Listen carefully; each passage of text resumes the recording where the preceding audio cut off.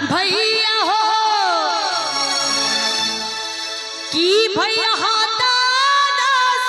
पोकारी कुनाई दिया चंपा फूल लगा दी है।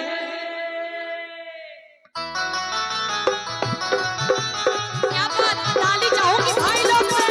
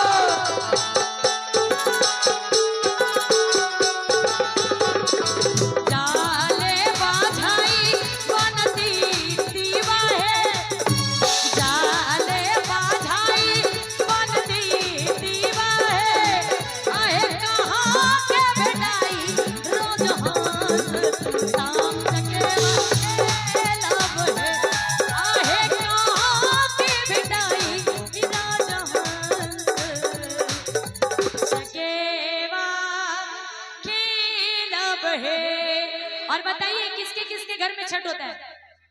कौन कौन चाहते कि डाला लेके जाए और घाट बनाए? जरा दोनों हाथ उठाइए, जितने लोग एक्साइटेड है जरा दोनों हाथ उठा के। और आप लोग ने कहना है कैसे कि ग्राम के अधिकारी तो है छठ का भैया हो, ग्राम के अधिकारी तो है बड़का